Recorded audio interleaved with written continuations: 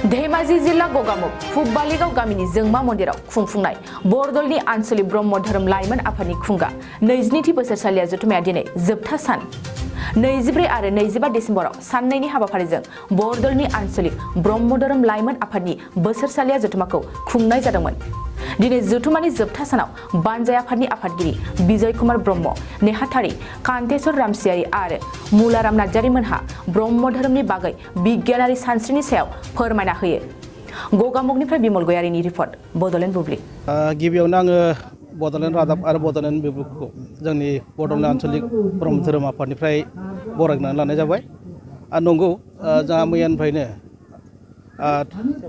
दिनैसिमहालागै जोंनि धोरोम आफाद जथुम्माया सोलिगासिनो दङ। दा जोंहा नैबे समाव जोंहा प्रसार संसदनि धोरोम शास्त्र बिसार जागासिनो दङ आरो जोंहा जोंनि 12 बाजिनिफ्राय गेवलां मेल जागोन। बेवहाय जोङो माखासे ओनसोलनि मेलेमजिबि बाबामोनखौ लिंहरदों आरो आसा खालामो बाबामोनहा बे जथुम्मायाव फैनानै जोंखौ धोरोमखौ माबोरैहाय सिबियोब्ला मा लामाजों थाङोब्ला धोरोमा जौगालांगोन बेखौ बिहोमा होलांगोन बेखौ जों आसा खालामदों। आलासि हिसाबै जोङो गाहाय जोंहा आलासि दङ। जोंनिनो बोखावै लखिमपुर जिल्ला ब्रह्म धोरोम गाहाय आफादनि मानगोनां आफादगिरि मुस्रि नबकुमार ब्रह्म आफा, बेनिफ्राय जोंहा बेखेवगिरि हिसाबै जोङो हांख्रायनानै लाबोदों जोंनिनो 0 नं नलबारि समस्तिनि इसे मानगोनां मुस्रि प्रभात बसुमतारी सार, लोगोसे दंबावो बेवहाय जोंहा नैबे गगामुख समस्तिनि जिसि राजु पेगु दङ।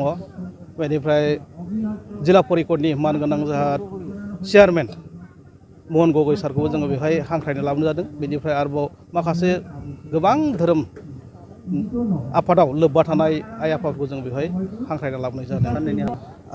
जों आसा खालामदों जेरैहाय नैबे 44थि बोसोरसालिया जथुम्मायाव बाहागो लाफैदों, थिग बिदिनो फैबाय थानाय जथुम्माफोरावबो बेनिख्रुइ बांसिन जाहाथे बाहागो लाफैनानै जोंनि धोरोम आफादखौ हेफाजाब होगोन जों बेखौ आइ बाबामोननिफ्राय आसा खालामो।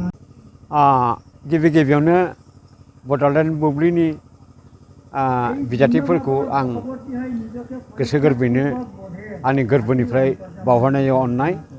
दा बेवहाय जों मैयानिफ्रायनो बड'लेण्डनि आन्चलिक ब्रह्म धर्म आफादनि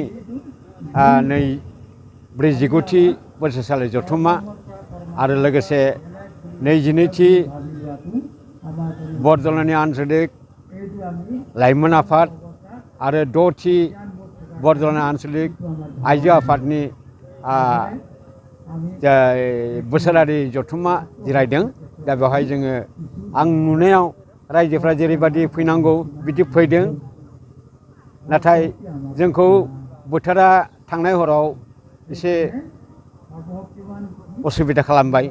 रायजोफ्रा उन्दुनो मोनाखै, जानाय लोंनायफोर जों गासैबो मोजां मोनदों। ओमफ्राय रिसेपसन कमिटिनि सायाव आं भरसा लाखिदों जे बाबामोनहा इयुनाव बिदि जुदि माबा फैबावोब्ला जथुम्माफोर फैबावोब्ला बिदिनो मोजाङै खुंलांनो हागोन। गोजोन्थों।